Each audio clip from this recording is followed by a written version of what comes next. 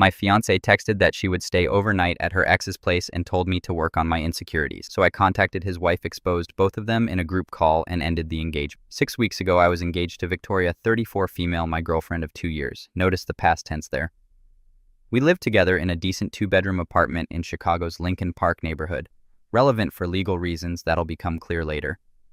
The place wasn't anything special, just a standard 2-bedroom with hardwood floors and one of those tiny galley kitchens that real estate agents call cozy when they really mean you'll bump into each other constantly. We split the bills evenly, had our routines down, and generally had what I thought was a solid, drama-free relationship. She had her side of the closet, I had mine. She handled grocery shopping. I took care of cooking most nights. We alternated cleaning duties and had one of those shared calendar apps that couples use to coordinate their lives. Looking back, maybe that should have been a red flag. Relationships that require project management software probably aren't as solid as you think they are. I'm 36, male, an architect specializing in sustainable commercial buildings. Spent the last 8 years working my way up at a firm that does eco-friendly office complexes and mixed-use developments. The work's interesting enough when you're passionate about LEED certification requirements and arguments about solar panel placement versus aesthetic concerns. I'd made senior associate 2 years ago, was pulling in decent money, and had built a reputation for being reliable and thorough. Not the most exciting guy at parties, but I showed up, did good work, and kept clients happy. Most of my days were spent reviewing blueprints, attending meetings about building codes, and explaining to clients why their budget couldn't accommodate their Pinterest board vision. The job came with occasional travel for conferences and site visits, but nothing excessive. Maybe 1 week out of every month I'd be away somewhere looking at construction progress or sitting through professional development sessions. Victoria worked as a digital marketing director at a mid-sized agency downtown. Good job, made decent money in the $80,000 range, always had her career together, and knew how to navigate office politics. She was the type who could walk into a meeting and immediately read the room, knew exactly what to say to clients, and had mastered the art of making her bosses think her ideas were actually their ideas. Smart woman, socially savvy, always well-dressed and put together. When we first started dating, I was impressed by how she carried herself. She had opinions about everything, restaurants, movies, current events, and wasn't shy about sharing them. There was never any of that "I don't know, what do you want to do" nonsense that drives guys crazy. She'd say, "Let's go to that new Italian place on Milwaukee," or "I want to see that documentary about climate change." And we'd just do it easy, straightforward, no games. Our apartment also came with a judgmental cat named Chester, who Victoria had adopted from a shelter about 6 months before we moved in together. This cat has spent the entire 2 years of our cohabitation treating me like an unwelcome house guest who overstayed his welcome by approximately 730 days. Seriously, this animal would sit on the back of the couch and just stare at me with these cold, calculating eyes, as if he was constantly reassessing whether I was worth tolerating. Chester had this thing where he'd walk into whatever room I was in, look at me with utter disdain, and then deliberately walk back out like I'd personally offended him by existing. Victoria thought it was hilarious. "He just needs time to warm up to you," she'd say, even after 18 months of this treatment. But that's cats for you. They're basically tiny furry sociopaths who figured out how to manipulate humans into feeding them. Victoria and I met at a friend's housewarming party about 2.5 years ago in late spring. It was one of those warm May evenings where everyone spills out onto the back deck and you can actually have conversations without shouting over music. I'd known the host Jeremy since college, and he just bought his first place in Wicker Park, a classic Chicago 3-flat that needed work but had good bones. I was standing near the makeshift bar setup on the kitchen counter trying to figure out which craft beverage to pretend to enjoy when Victoria walked up and said, "If you're looking for something that doesn't taste like a pine tree, the regular bottles are in the fridge." We bonded immediately over our mutual disdain for the pretentious cocktail culture that seems mandatory in your 30s. Just two people who wanted a normal beverage without having to discuss its flavor profile. We spent the next 3 hours talking. She was funny, sharp, had actual opinions instead of just agreeing with everything I said. Told me about her job, her ridiculous boss who thought every email should have at least 3 exclamation points, her plans to eventually freelance once she'd built up enough clients. I told her about my work, my frustrations with clients who wanted cutting-edge sustainable design on a 1995 budget, my ongoing argument with my business partner about whether vertical gardens were worth the maintenance hassle. At the end of the night, we exchanged numbers. She texted me before I'd even made it home. "This is Victoria from the party. Just wanted to make sure you actually have my real number and not some random digits." Also, you should know, I'm about to ask you out for coffee this week, so prepare yourself for that level of forward behavior. I laughed out loud in my Uber. This woman was different from anyone I dated before. Direct, confident, no playing it cool nonsense. We grabbed coffee that Wednesday, which turned into dinner the following weekend, which turned into spending most of our free time together by the second month. The first year was honestly great.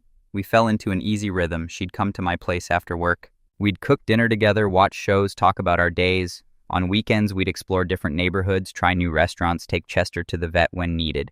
He'd started as just her cat, but became our cat by default when she moved in. We traveled together. Nothing extravagant, just weekend trips to Milwaukee, Indianapolis, St. Louis, places you can drive to in 3 or 4 hours when you both have limited vacation days and demanding jobs. We met each other's families. Mine in the suburbs, hers in Wisconsin. My parents loved her immediately. She remembered small details about them, asked thoughtful questions, and helped my mom in the kitchen without being asked. Her parents seemed to approve of me too. Though her dad had that protective father energy where he'd casually mentioned he'd been a wrestler in college whenever I was around. We talked about future plans in that way couples do when they're serious but not quite ready to make it official. Where we might want to buy a place eventually, whether we'd want kids someday, what our ideal vacation would look like if money wasn't an issue.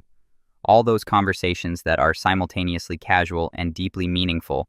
We got engaged on our second anniversary. I'd been planning it for about 3 months, had asked her father's permission during a Wisconsin visit the month before.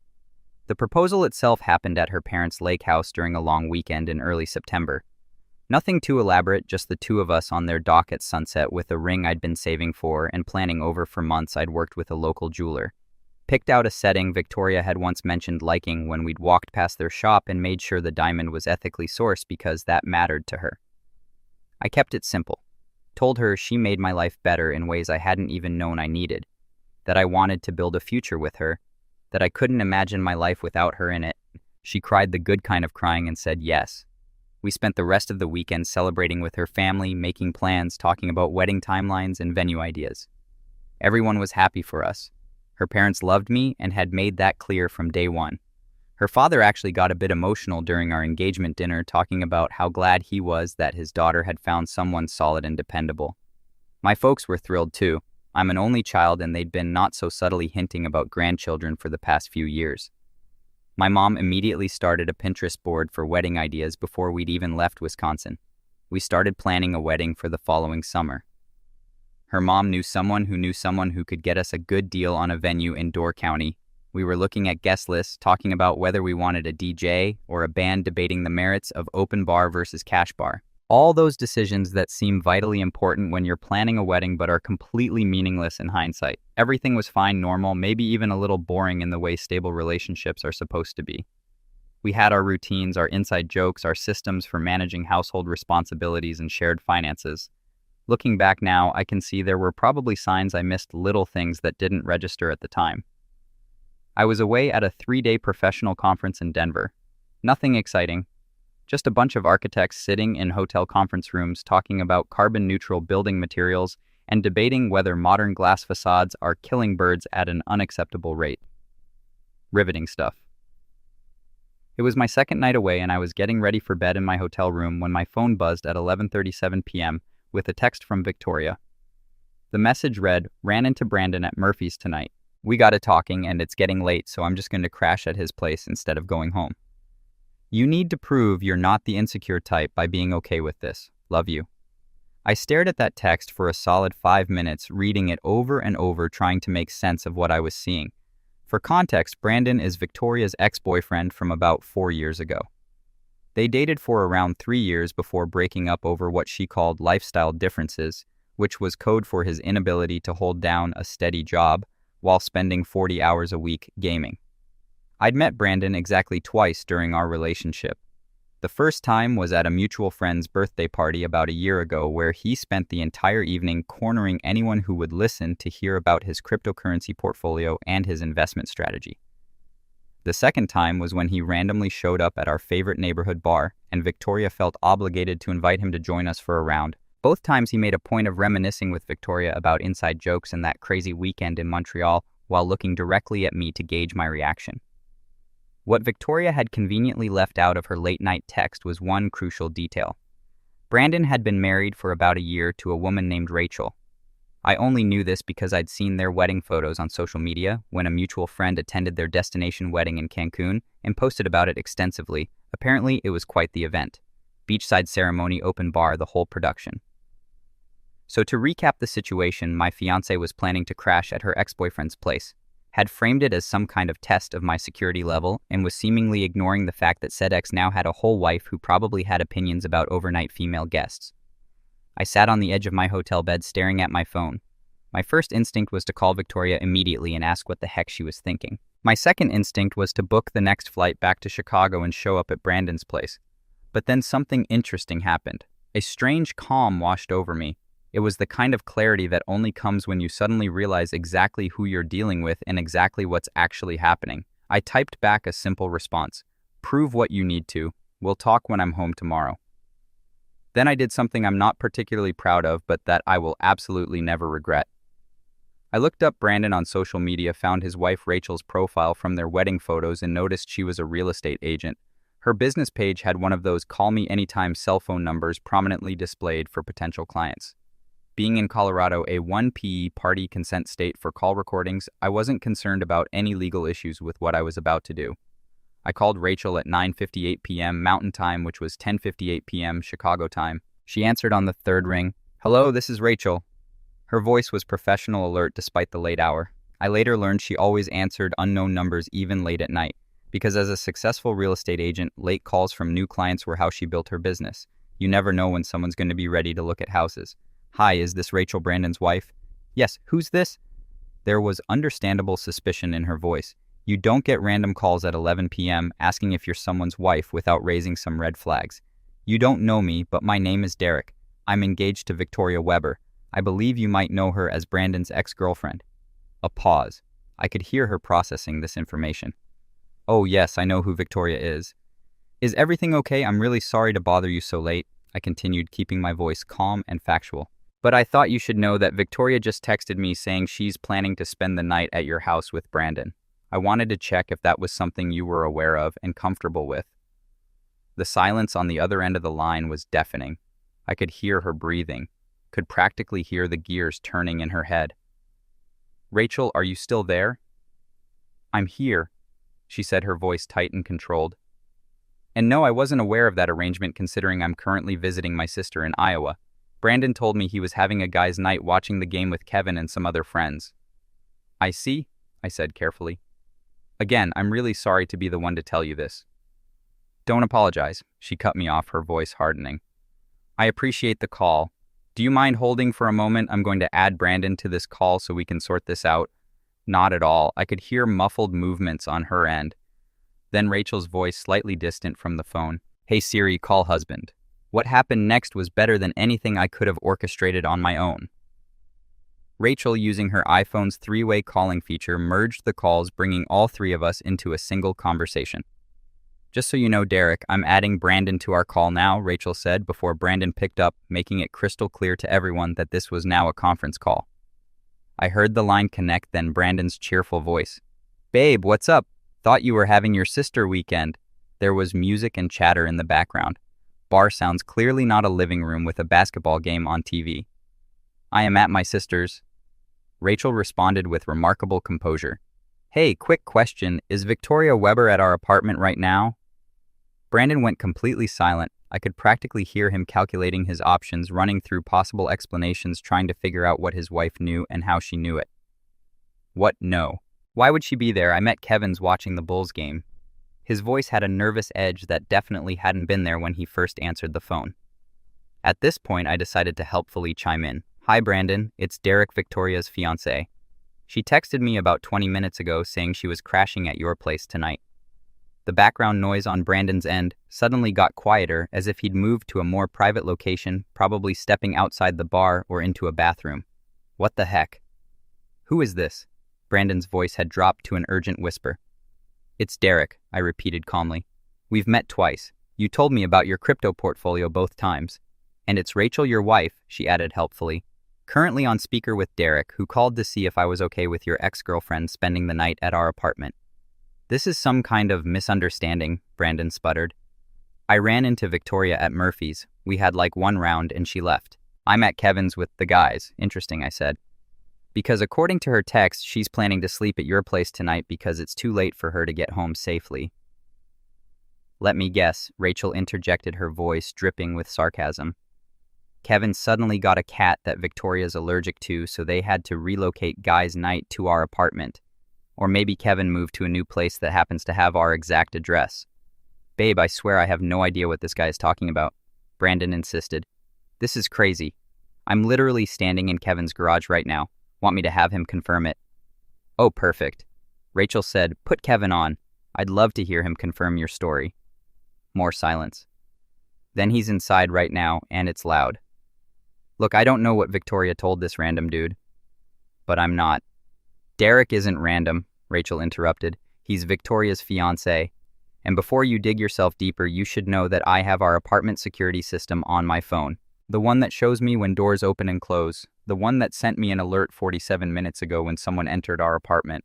Want to explain that I hadn't known about the security system, but Rachel was clearly playing her cards perfectly. Brandon's end of the line went completely silent. Still want to stick with the Kevin's garage story, Rachel continued, or should I just drive home right now and see for myself? Okay, look. Brandon's voice changed completely. Defensive caught.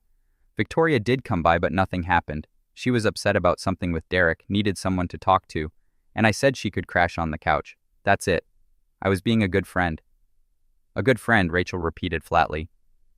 To your ex-girlfriend without mentioning it to your wife at 11 p.m. on a Friday night while lying about your location.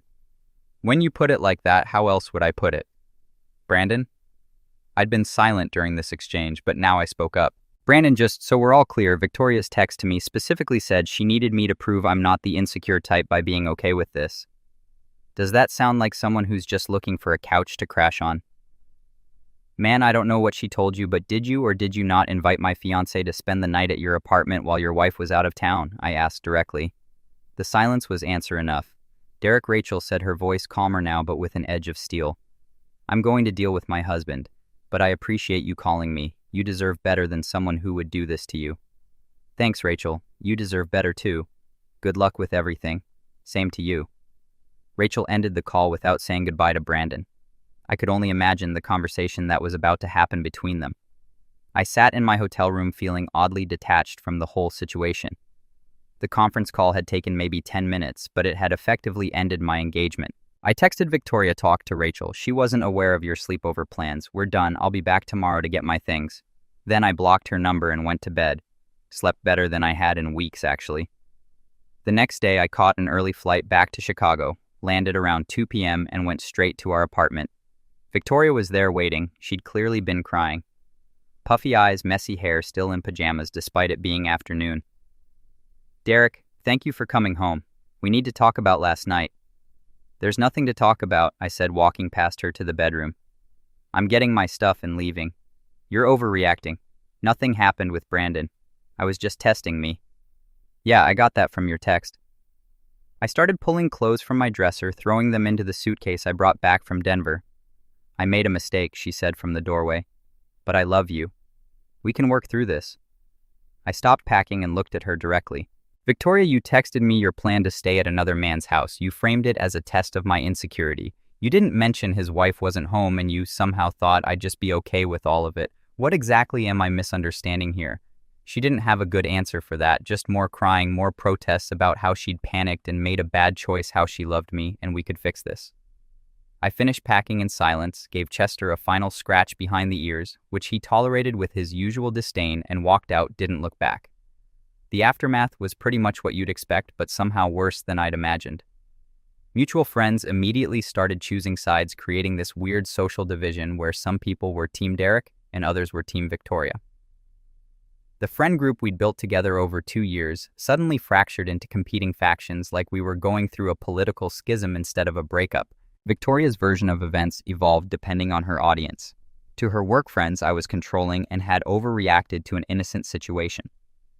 To her family, I was insecure and had humiliated her by calling Rachel. To our mutual friends, I was cold and calculating, the type who would blow up a relationship over one mistake. She'd conveniently left out the part about planning to stay overnight with her ex while his wife was out of town, and definitely didn't mention the months of secret meetings at Murphy's. My version was simpler and more factual. She'd announced she was spending the night at her ex's place as a test of my security. I'd verified the situation with the ex's wife, and we both discovered our partners were lying to us. But some people didn't want the simple version. They wanted drama and conflict and someone to blame. The explanations to family were particularly awkward. My parents were confused at first. They'd really liked Victoria and had been looking forward to the wedding. When I explained what happened, leaving out some of the more embarrassing details, my mom got quiet for a long moment. "Son," she finally said, "you did the right thing. If someone tests you like that, they're not ready to be married. They're still playing games." My dad was more direct. "She's got some growing up to do. You dodged a bullet." Victoria's parents were apparently devastated, according to her mother, who called me directly about a week after the breakup. The conversation was uncomfortable and brief. "Derek, Victoria told us what happened. I'm sure this is all just a misunderstanding that got out of hand." She started, her voice strained but trying to maintain that pleasant Midwest mother tone. "Mrs. Weber, I appreciate you calling, but Victoria made her choices. There's nothing to misunderstand, but you two were so good together. Can't you just talk this through? Relationships take work, and sometimes people make mistakes when they're stressed about big life changes." She planned to spend the night at her ex-boyfriend's apartment while his wife was out of town. That's not a stress reaction, that's a choice. The silence on the other end told me Victoria hadn't shared that particular detail with her parents. I thought it was just some miscommunication about her grabbing coffee with an old friend. "I'm sorry you had to find out this way, but the engagement is off and that's not going to change. I hope you understand." She did reluctantly. The call ended shortly after, and I never heard from Victoria's parents again. Breaking our apartment lease turned into its own nightmare. Chicago rental laws meant I had to give 60 days notice and pay a penalty equal to 2 months' rent since we were breaking early. The total financial hit was about $3,600. Money I'd rather have put toward literally anything else. But staying in that apartment with Victoria, or even staying there alone with all the memories and reminders, would have been worse than the financial cost. I found a smaller one-bedroom place in Bucktown about 20 minutes from my old apartment, but in a completely different neighborhood. It felt like important geographical distance enough that I wouldn't accidentally run into Victoria at our old grocery store or favorite coffee shop. The new place was smaller, more expensive per square foot, but it was mine. No shared memories, no ghost of a failed relationship haunting every room. The moving process was therapeutic in a weird way. I'd been living with Victoria for over a year, and our lives had gotten pretty tangled together. Sorting through what was mine versus what was hers versus what was ours forced me to really see how much of my life I'd intertwined with hers. Kitchen stuff we'd bought together got divided up. She could keep the fancy blender she'd wanted. I took the cast iron pan I'd brought into the relationship. Books were easy since we'd kept them mostly separate. Furniture was a negotiation conducted entirely through text message, both of us being overly polite and accommodating because neither of us wanted to fight about a couch. The whole process took about 3 weeks. Signing a new lease, coordinating movers, updating my address with work, and my bank transferring utilities. 3 weeks of administrative tasks that kept me busy enough that I didn't have time to wallow in self-pity or second-guess my decision. I threw myself into work with an intensity that probably wasn't entirely healthy. Picked up every extra project my firm offered, volunteered to take on the difficult clients other architects tried to avoid. Stayed late at the office reviewing specifications and updating renderings. My boss actually pulled me aside one afternoon. "Derek, you've built more hours this month than any associate we've had in 3 years. Are you okay?" "Yeah, just wanted to stay busy during the move and everything." He gave me a knowing look. He'd been through a divorce himself about 5 years earlier. "Busy is good. Just don't burn yourself out. The work will still be here tomorrow." But staying busy was exactly what I needed. At work, problems had solutions. Clients had questions. I had answers. Building codes were frustrating, but ultimately logical. It was a relief to spend 8 to 10 hours a day in a world where things made sense and followed predictable rules. Unlike relationships which apparently operated on chaos and deception, 2 weeks after the breakup, I met up with my buddy Tyler for dinner at a Thai place near his apartment. Tyler and I had been friends since college, one of those friendships that survived distance and life changes because we both put in the effort to stay in touch. He'd been traveling for work during the breakup and had only gotten brief updates through text, over pad thai and spring rolls. I gave him the full story, watched his face go through a series of reactions. Surprise anger on my behalf, then something that looked like guilt. Man, I need to tell you something, Tyler said, putting down his fork and looking genuinely uncomfortable. Victoria and Brandon, they've been meeting at Murphy's regularly, like at least once a week for the past month, maybe longer. My stomach dropped, even though part of me had already suspected this. What do you mean regularly? I've seen them there multiple times over the past few months, always sitting in that back corner booth in the downstairs section where it's darker and more private. They always seemed pretty cozy, leaning in close, lots of laughing, that kind of body language. But I figured you knew about it. Figured they were just friends catching up. Or maybe Victoria had mentioned they stayed in touch. If I had known there was something shady going on, I swear I would have said something immediately. How many times did you see them? I asked, needing to know the scope of what I'd missed. Tyler thought for a moment. 4, maybe 5 times over the last 2 months. Always weekday evenings. I go to Murphy's after work sometimes because it's close to my office. Every time I saw them, I thought about coming over to say hi. But they always looked deep in conversation. Didn't want to interrupt. It's not your fault, I told him, even though part of me wished he'd mentioned it earlier. Even just a casual, hey, saw Victoria and some dude at Murphy's. Everything cool would have been enough to make me pay attention. Some red flags you just don't want to see when you're in the middle of it. And honestly, she probably would have had some explanation ready if I'd asked. She was good at explanations. Tyler shook his head. Still feel bad about not saying anything. You don't expect your friend's girlfriend to be sneaking around with her ex, you know. But that conversation confirmed what I'd already suspected. The night she texted me wasn't some spontaneous spur-of-the-moment decision made while she happened to run into Brandon at a bar. It was part of something that had been building for months. Maybe she'd gotten comfortable with the deception and thought she could push it further. Maybe she genuinely believed I'd be the cool, trusting fiancé who would just accept her explanation without question. Maybe the test was about seeing how much she could get away with before I'd finally pushed back. Whatever her reasoning, she'd gambled and lost, and now I had confirmation that the relationship I thought was solid had been compromised long before that night in Denver. 3 months passed. I'd settled into my new apartment, was getting back into a routine, and had even gone on a few casual dates. Nothing serious, just coffee or dinner with women I'd met through friends or work connections. It was nice to be reminded that there were normal, honest people out there who didn't play mind games or test boundaries. Then I got an email that changed everything. The sender was Rachel Johnson, Brandon's wife. The subject line read, "Thought you might want to see this." The message was brief. No pressure to respond. Just thought you deserved to know the truth. Attached was a screenshot of a text conversation between Brandon and Victoria. The texts were from 5 months ago, well before that night at Murphy's, back when Victoria and I were still happily engaged and planning our wedding. The messages read, "Brandon's still on for tomorrow night. R is at her mom's all weekend. Victoria, definitely. Derek's at that boring work dinner, so I'm all yours. Same arrangement as last time, Brandon. Perfect. Don't forget to bring that thing we talked about. Victoria, already packed. Can't wait." Rachel had included a note at the bottom. Found these while going through Brandon's iPad during divorce proceedings. There are more messages going back almost a year. Sorry to be the bearer of bad news, but I thought you should know you didn't overreact. Hope you're doing better than I am. Rachel. I sat staring at that email for a long time. Part of me was devastated to have confirmed that the relationship I thought was solid had been a lie for much longer than I'd realized. But another part of me felt an odd sense of relief. I hadn't been crazy. I hadn't overreacted. My instincts that night had been absolutely correct. I wrote back a simple response. "Thank you for sharing this. I'm sorry you're going through this too. You definitely deserve better. I hope you're finding your way forward." 2 days later, Rachel responded with an invitation to get coffee. She was careful to clarify in her email. No romantic intentions, absolutely none. Just thought it might be helpful to talk to someone who understood the specific situation we'd both been through. Sometimes it helps to compare notes with someone who gets it, she wrote. No expectations, no pressure, just coffee and commiseration. We met at a small cafe in Lincoln Park on a Saturday afternoon. I got there first, grabbed a table by the window, and ordered coffee while I waited. When Rachel walked in, I recognized her immediately from the wedding photos I'd seen online, though she looked different, somehow more tired, less polished, like someone who'd been through something difficult and was still processing it. She spotted me, smiled briefly, and came over.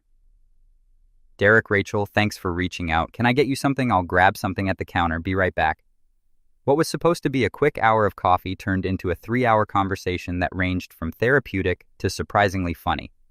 Rachel was nothing like I'd expected. She was direct, insightful, and had a dark sense of humor about the whole situation that made it easier to talk about without getting too heavy. "So you actually conference called him while he was at the bar?" she asked after I'd explained my side of the story in detail. "That's brilliant. I wish I could have seen his face when he realized what was happening." "It wasn't planned," I admitted. "I called you to give you information, not to create a confrontation. The conference call was your move. Best decision I made that night."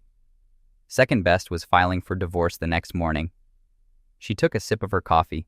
"Want to hear something ridiculous?" Brandon tried to convince me that Victoria showing up at our apartment was her idea, that he had no idea she was coming, that he was just being a good friend by letting her crash on the couch. Victoria tried a similar angle with me, said she was just scared about the wedding, needed someone to talk to, and I'd overreacted. "Did she mention that they had been meeting regularly for months?" Rachel asked, eyebrow raised. "No, but my friend Tyler filled me in on that part. Apparently they had a standing weekly appointment at Murphy's that somehow never came up in conversation. We swapped stories about the aftermath, compared the ridiculous excuses Brandon and Victoria had made, and found ourselves laughing more than I had in months. There was something incredibly cathartic about talking to someone who didn't need convincing, who understood implicitly why the "prove you're not insecure" text had felt like such a manipulation, who got why calling her hadn't been vindictive but necessary. Rachel also shared more of the messages she'd found, a months-long timeline of Brandon and Victoria's relationship that showed this wasn't just a recent development or a momentary mistake. They'd been careful, mostly meeting during times when Rachel was traveling for work or when I was at conferences or evening commitments. They'd developed their own inside jokes, their own routines, their own secret relationship running parallel to our actual relationships. "The thing that hurts most isn't even the cheating," Rachel said at one point. "It's the planning, the intentionality of it. They didn't accidentally fall into this. They actively chose to deceive us over and over for months." Yeah, I agreed. And they probably would have kept going if Victoria hadn't gotten bold enough to actually test boundaries. Or stupid enough, Rachel added. "Honestly, what was her endgame? You'd just be cool with her sleeping over at Brandon's place and they could keep up the affair indefinitely. I think she genuinely believed I'd pass her test, that I'd prove I was secure and trusting by being okay with it." Rachel shook her head. "That's not security. That's being a doormat. There's a difference between trusting your partner and ignoring obvious red flags because you don't want to seem insecure." When we finally parted ways 3 hours later, we didn't exchange numbers. It felt too soon for both of us, and there was something almost too neat about the situation. The wronged fiancé and the wronged wife finding comfort together felt like a plot from a romantic comedy, not real life. We were both still processing betrayal, still figuring out how to trust again. Getting involved with each other right away seemed like a recipe for disaster. But I'd be lying if I said I didn't think about her over the next few weeks, not in a romantic way, but in a "that was a really good conversation with someone who actually understood" way. A month later, I ran into Rachel again at a bookstore in downtown Chicago. I was browsing the architecture section looking for a specific book about sustainable urban design when I heard someone say my name. Turned around and there she was. "Derek, hi small world." "Rachel, hey, how are you doing?" We chatted for maybe 15 minutes, standing in the architecture aisle, catching up on how we'd been. She was doing better. Divorce proceedings were moving forward. She'd thrown herself back into work, was looking at buying a new place for herself. I shared my own updates. New apartment, busy work schedule, generally just trying to move forward. When we parted, she said, "This was nice running into you. I mean, take care of yourself. You too." 2 weeks after that, I saw her again at the farmer's market near my new apartment. This time felt less like coincidence. We were both clearly shopping for produce on a Saturday morning, but there was a moment of recognition that neither of us were that surprised to see each other. Are we doing that thing where we keep running into each other until one of us admits we're hoping to? Rachel asked directly. I laughed. Maybe because I started coming to this farmer's market a few weeks ago, even though there's one closer to my place, and I've been going to that bookstore downtown every weekend, even though I usually order books online. We both started laughing. "Okay, this is getting ridiculous," Rachel said. "We should probably just exchange numbers like normal people instead of accidentally on purpose running into each other at various locations around Chicago." Probably, I agreed. We exchanged numbers right there, standing between a produce stand and a vendor selling local honey. Started texting later that week, casual at first, sharing articles about Brandon and Victoria's increasingly messy split. They'd apparently tried dating each other after their respective relationships ended, which lasted about 3 weeks before imploding spectacularly. We've been dating for 2 months now, though dating might be too strong a word for what we're doing. The first several weeks consisted mainly of very cautious coffee meetings and lunch dates, where we talked through our experiences, our trust issues, our concerns about whether we were making a huge mistake. Both of us were hyper-aware of the potential pitfalls, trauma bonding, rebounding, the optics of the wrong parties getting together. We took it slow, kept things light, and were honest about our hesitations. Last week, Victoria texted me from a new number I hadn't blocked yet. "I heard you're dating Rachel now. Isn't that a little pathetic?" The sad, betrayed couple finding solace together. "Guess you're not as evolved as you thought you were." I showed the text to Rachel. She laughed.